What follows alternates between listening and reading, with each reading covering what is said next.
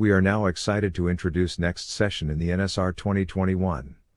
This is a session for social exclusion, and our guest speaker is Teija Hammer.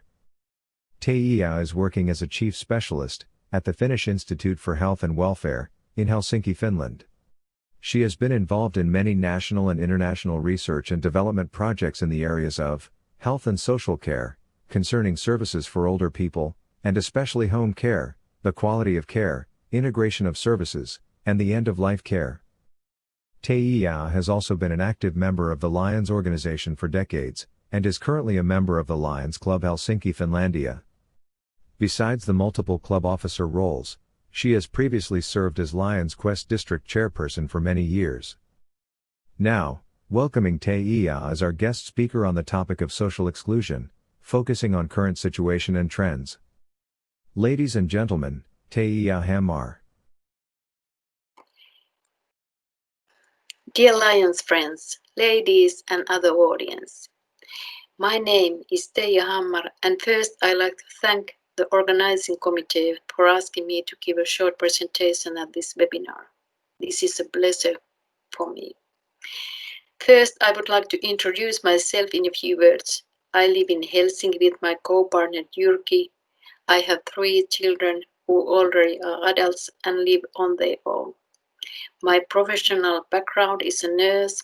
I'm also a Master of Nursing and Doctor in Science in Health Economics. At the moment, I'm working as a Chief Specialist in Finnish Institute for Welfare and Health.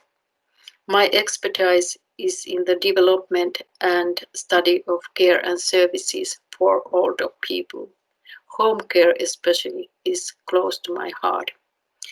I have been involved in many national and international projects about quality of care, integration of services, and end-of-life care.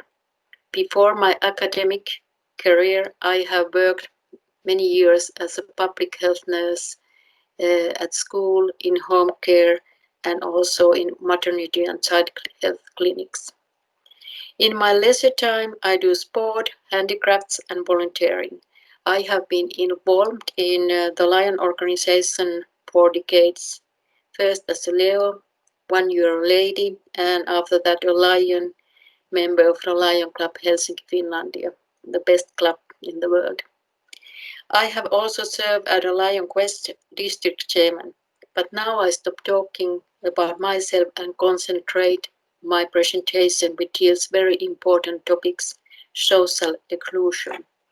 And now I try to share this presentation with you. I hope that I will manage. First, I like to introduce some background information and risk factors of social exclusion. After that, I present statistics by age groups and tell you how the situation and trends look like in Finland. At the end of the presentation, I will introduce some examples of what has been done to reduce social exclusion, and in this webinar, I represent myself, not my organization THL, and all opinions are mine. In Finland, a large proportion of children and adults do well. Finland's risk of poverty or social exclusion is lower than in European average. Even so, for young adults and people over 75, the risk is on par with the European average. There are many people who are dropped out of school and working life. Many struggle with loneliness, financial worries, mental health problems, or substance abuse.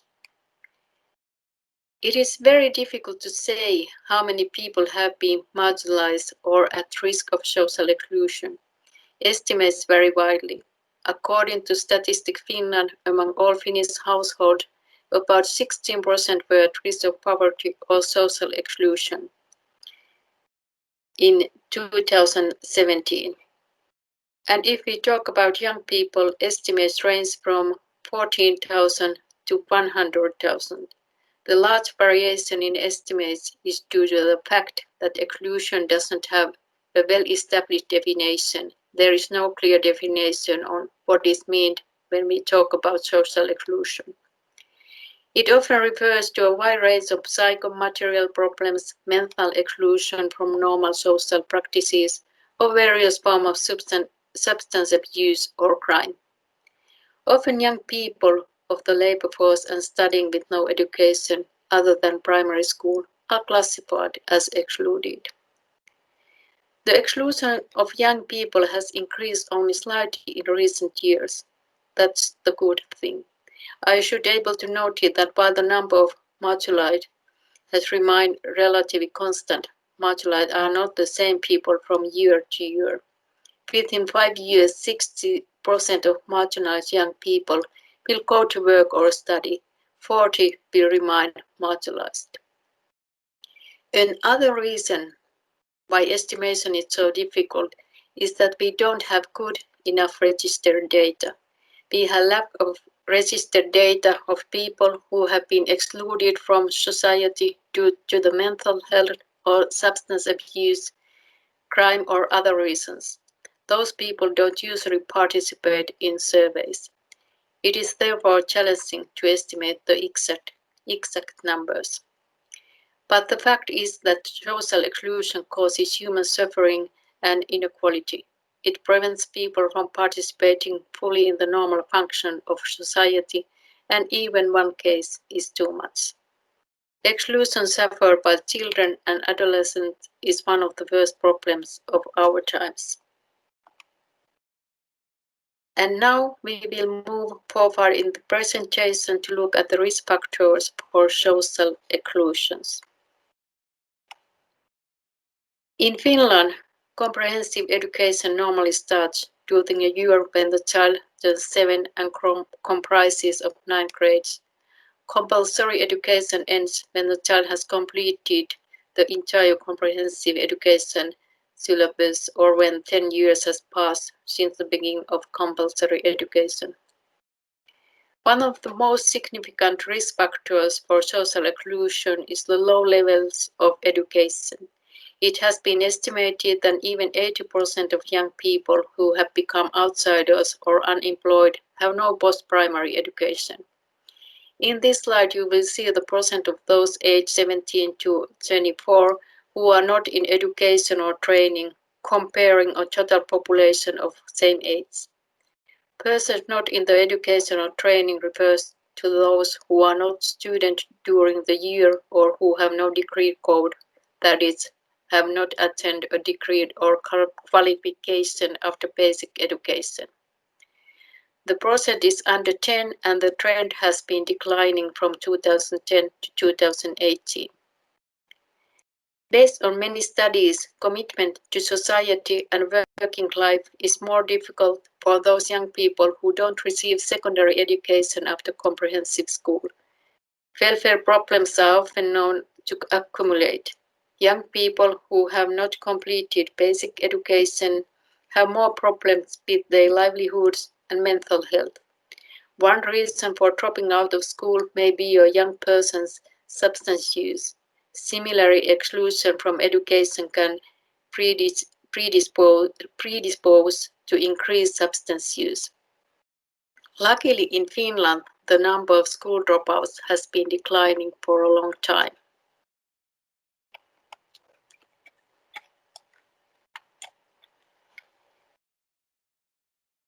The effect of family background is also obvious.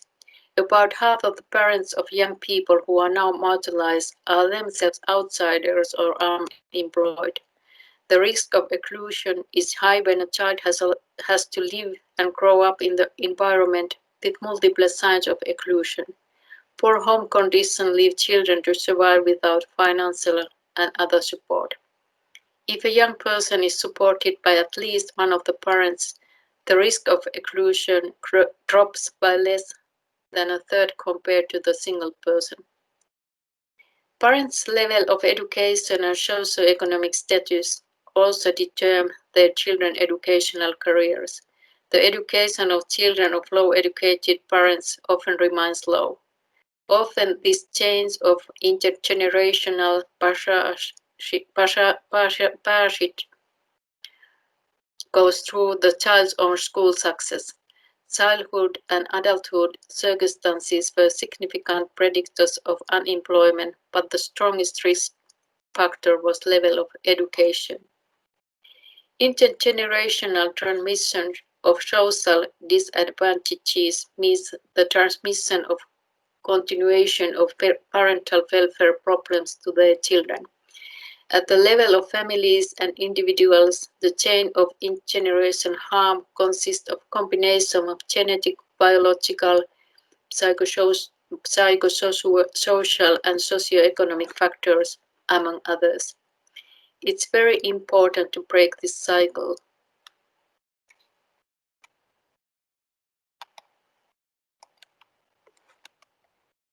Okay, now I can't. Now, social exclusion can also be the result of the unemployment, poverty, mental health problems, alcoholism, or lack of social relation. Exclusion is a particular problem for young men. 2/3 of marginalized youth are men.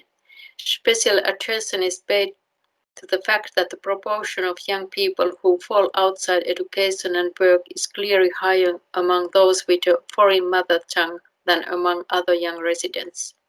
It has been estimated that 1 in 3 young people with an uneducated foreign language is marginalized. Therefore, exclusion is closely linked to the problem of immigration and integration. So-called NEET youth, not in employment, education or training, has increased over the last decade. In Finland, 11% of 15 to 24 years old were registered at NEET in 2015, which is slightly below the EU average but high in the Nordic countries. However, there is no international standard for the definition of needs. It is, however, good to remember that momentary experience of individual difficulties is common in families and people's lives and doesn't necessarily lead to broader welfare problems or exclusion. Difficulties in all areas of well-being don't necessarily impair life management. Exclusion often begins when deprivation accumulates, diversifies, and begins to impair a person's ability to control his or her own life. Further, people are particularly vulnerable to exclusion during life-changing stages such as school or study, employment, or the end of relationship. Some people are in danger of permanent social exclusion. It's important to identify the groups of people who are most at risk of exclusion and support them. Central to preventing exclusion is intervening as early as possible and supporting problem families. A strategy that based on greater investment in children holds the promise of breaking the cycle of intergenerational disadvantages. As I mentioned earlier, it's difficult to estimate how many persons are socially excluded, but there are some indicators that can describe the situation or various states of deprivation or risk of exclusion, for example, well-being of population, participation in society, or undesirable life events. Now I will go through some indicators by age group so that we can see how the situation is in Finland. If we look at the big picture, many Finnish children are happy and feel good. We also have good sources of information to monitor the situation. For example, school health promotion study that monitors the well-being, health and social work of Finnish children and adolescents. The aim of the study is to strengthen the planning and evaluation of health promotion activities at school, municipal and national level. Respondents are collected from pupils in year 4th and 5th of comprehensive school, pupils in year 8th and 9th of comprehensive school, and year 1 and 2 of upper secondary school and vocational schools. This study is carried out nationwide every second year. The data are gathered by anonymous and voluntary classroom-administered questionnaire. The response rate is high, as you can see here. About 300,000 respondents participated in the survey. When looking at the results, especially changes and trends, it should be noted that not all municipalities and not all students participate in the study. Many Finnish children and young people are satisfied with their lives. As you can see in this slide, boys in particular are very or fairly satisfied with their lives. About 90% of boys have answered that. Children also have a good relationship with their parents. Open communication between the child and parents protects the child in many ways and promotes well-being. Further, based on the school health promotion study, more than half of children and young people say that they enjoy going to school and feel that their teachers are interested in their lives. In addition, almost all children engage in a hobby at least on one day a week. Although smoking among girls and boys in the 8th and 9th grades of comprehensive school has decreased, a significant challenge is the increase in the use of Swedish type of smokeless tobacco snus, especially among boys and young men. Another good trend is a decrease in heavy drinking among teenagers, as you can see in this slide. Over the last 10 years, bullying has also decreased, particularly among grade 8 and grade 9 school students. A total of 7% of grade 4 and grade 5 pupils say that they experience bullying at least once a week, while the figures for grade 8 and 9 students are 6%. Bullying is even less common among general upper secondary school students and vocational students, only few percent. The trend is right, but if we think that nearly 200,000 pupils, these two age groups, responded to the survey, that there are a lot of children at school who suffer from bullying every day. If we extend the time period from week to the semester and from a school time also to a lesser time, the proportion of those pupils who have experienced discriminatory bullying is even higher. Girls in 8th and 9th year of comprehensive school experience slightly more bullying than other groups, about 30%. In this slide, we can also see what kind of reason for bullying have been asked. For example, gender, skin color, language, disability, family. The indicator includes the respondents who selected alternative yes for at least one section. And if we think how many pupils have reported in this survey that they have bullied others, the answer is about 3% of all pupils in 8th and 9th year of comprehensive school have participated at bullying other pupils at least once a week. The percentage is not so much, but I think that it's too much. If we want to find something positive, the good thing is that in many cases, bullying has stopped or decreased after reporting the bullying. Here you can see the results, but even one case is too much. Bullying must always be dealt with immediately. We should have this zero tolerance. When young people are asked the main reason for exclusion, they cite the lack of friends as the most important. This is understandable. We all like to have some with whom we can talk confidently about personal matters and share our secrets. According to the results of the school health survey, boys are more likely than girls to have no close friends. On the other hand, higher proportion of girls than boys feel lonely fairly often or all the time, as you can see, 15%. Overweight has been linked to decreased quality of life and increased loneliness and burnout. In this slide, results based on the question, I feel I am an important member of my classroom community and my school community. The indicator includes the respondents who selected alternative, disagree or fully disagree for both sections. Slightly more girls don't consider themselves as important member of the school and classroom community than boys, as you can see.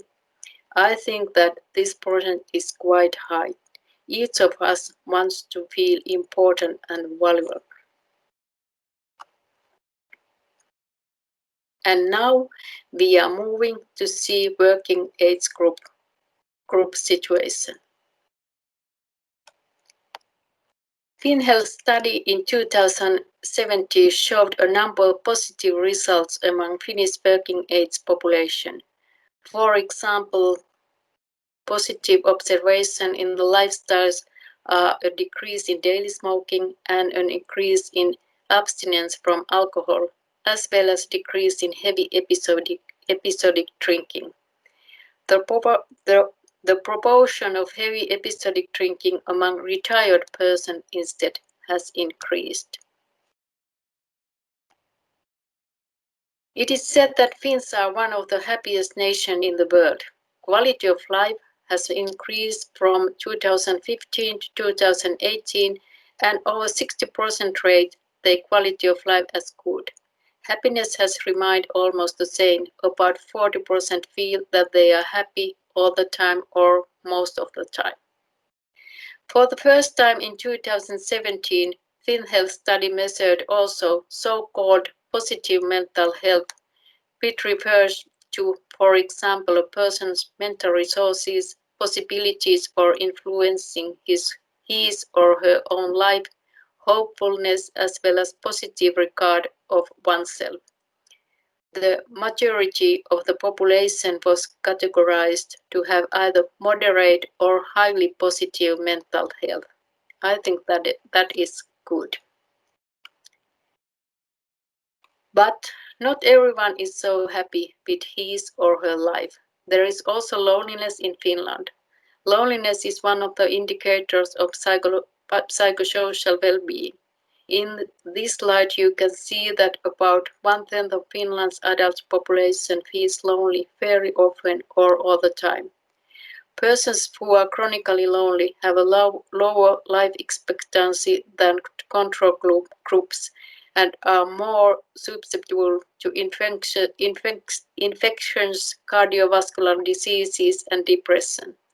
And loneliness is also a risk factor for social exclusion.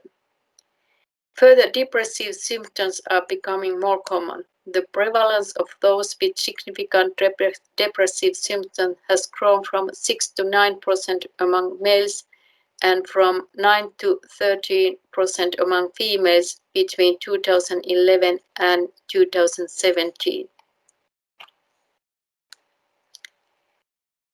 According to Statistics Finland's labour force survey, the number of employed people was slightly lower in November 2020 than 1 year back. The number was about 2,500,000.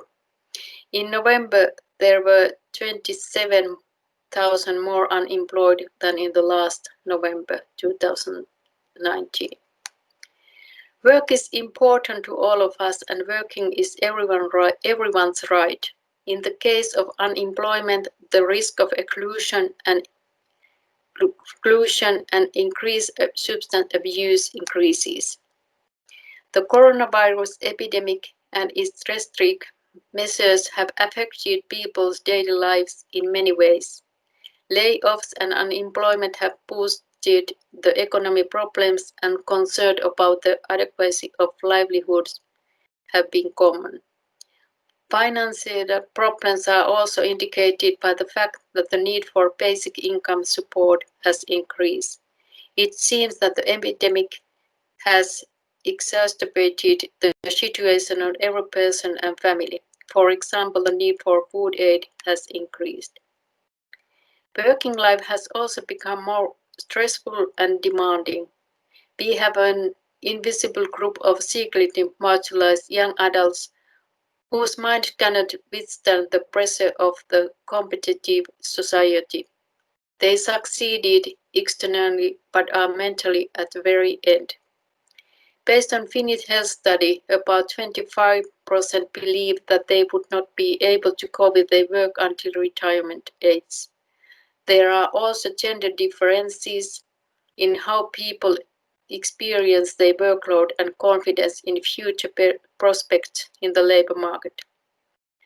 The results from the youth barometer show that the female in particular have work-related concerns and problems with their ability to cope.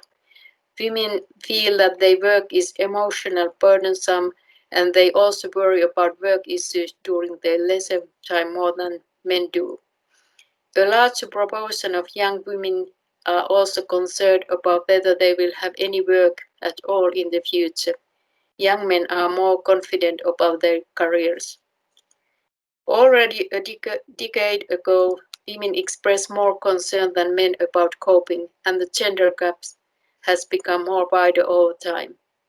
As work and work life undergo significant changes, it's increasingly important for organizations to take care of the well-being of the work community. And then, older persons. Finnish population is aging very fast. At the moment, 20% of population is above the age of 65. It means over 1 million older people. And the share of the elderly population is constantly increasing. As the population ages, the number of people suffering from memory disorders are also increasing. The aim of Finnish aging policy is to promote older people's functional capacity, independent living and active participation in the society. Many elderly people are active in many ways. They take care of their grandchildren, participate in volunteering, or are members of the Council for the Elderly. In this slide you can see that even in age 75 and over, about 20% of men and almost 30% female are participating actively in some activities organized by association, for example, hobby groups, sport clubs, political party or parish. I think that this is very good. I also want to be active at that age. Social activities reduce the risk of many serious illnesses, and social active persons have a lower risk of premature death or long-term institutional care than socially less active persons. Cultural pursuits contributing to an organization or travel are examples of social activities where people do meaningful things and find experiences of community, acceptance, and affection. With age, older people experience many losses. Decrease in functional capacity limits daily activities and increases the need for help. And due to the death of loved ones, the social network is thinning. Although half of the older people aged 65 and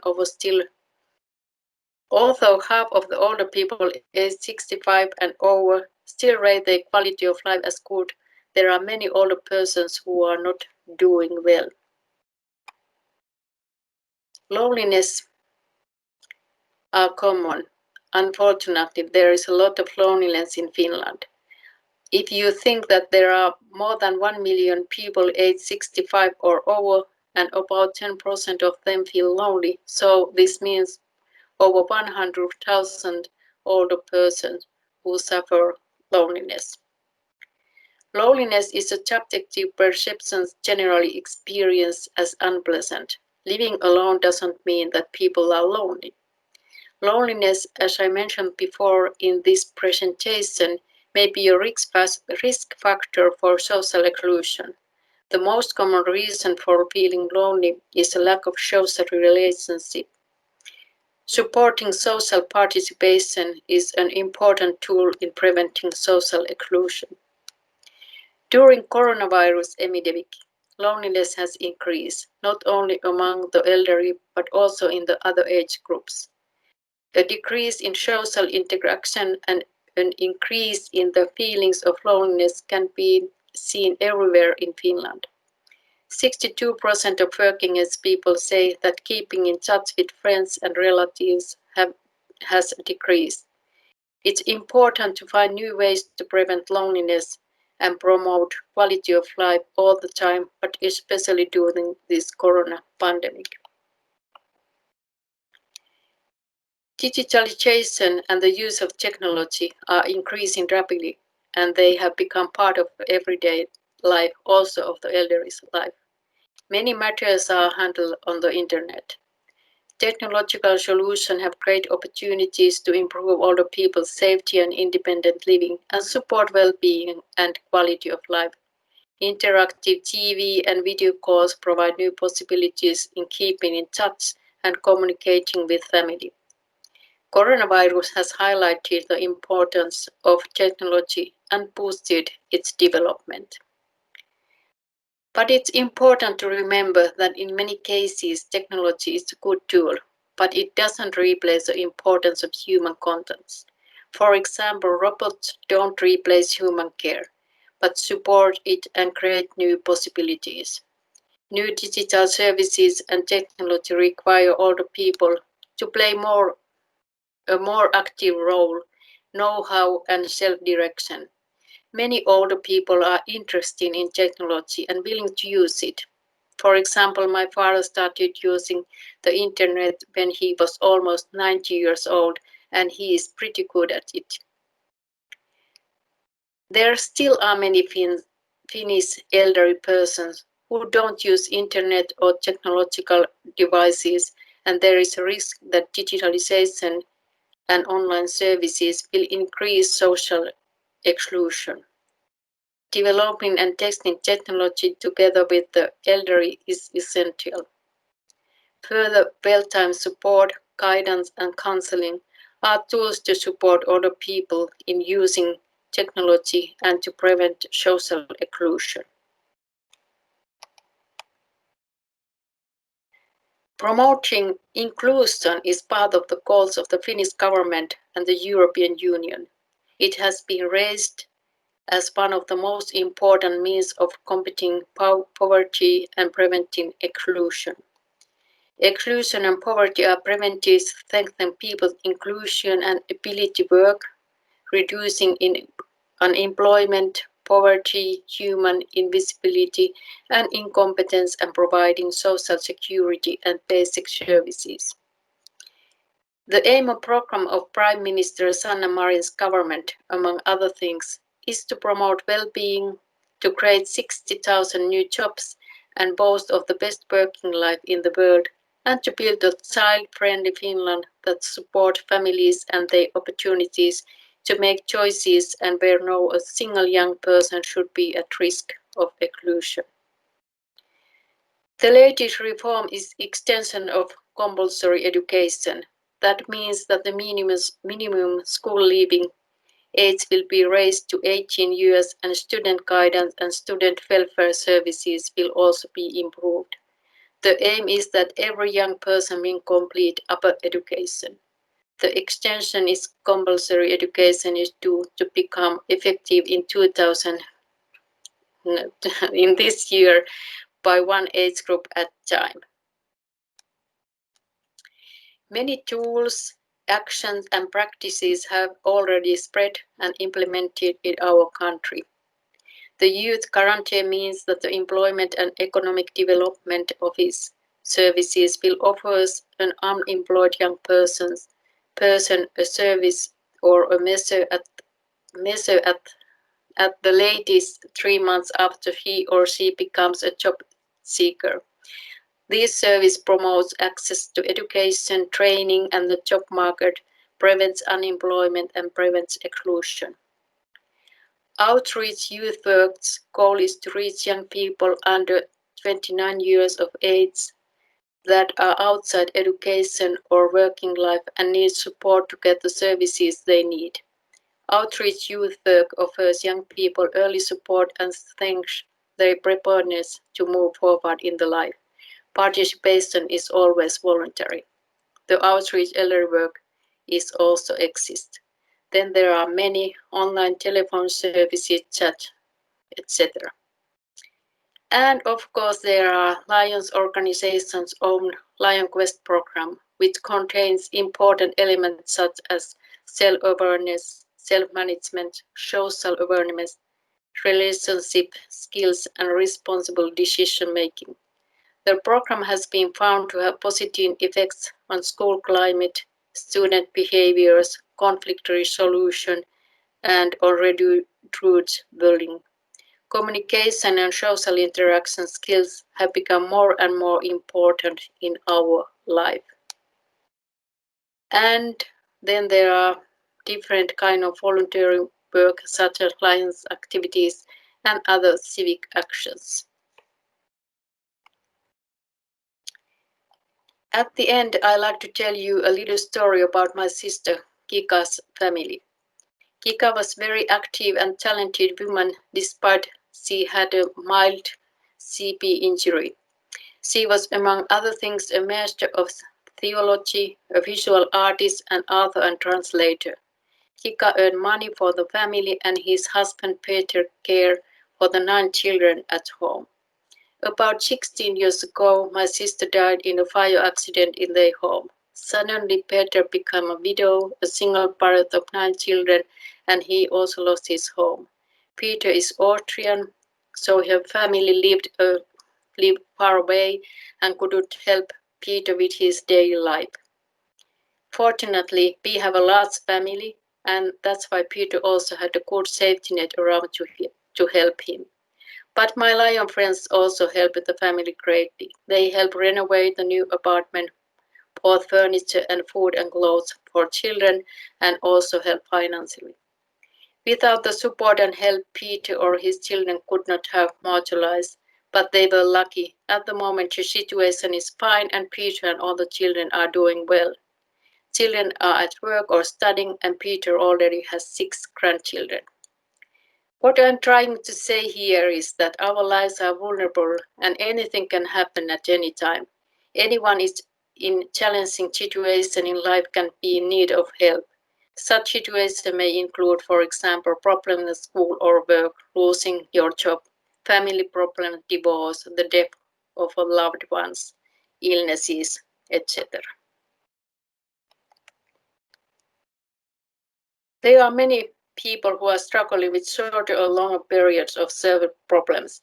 It's important to find out how to reach and help those people who have the biggest risk to be marginalized or who have already social excluded. Investment must be made in education, employment, and inclusion. Strategies, government action, and services alone are not enough. Reducing social exclusion is a matter for all of us, and each of us can do something. We can present and listen, look in the eyes. Remember that simply uh, listening to a person is an important part of discussion. Often words are not needed. We can be friends to those who feel lonely. Ask, how do you feel? Is there anything that I can do for you? We can walk alongside and support if needed. We can respect others and appreciate everyone's opinion. Don't judge. We can create an open atmosphere where everyone dares to be their own self. There are many possibilities for actions. We all together can create a society where everyone has a good and safe life. We all play an important role in this. In this last slide, you will see my father, who is still an active lion at the age of 1993. And now I like to thank you for your attention. I like to wish you a very good webinars and productive workshops. Bye.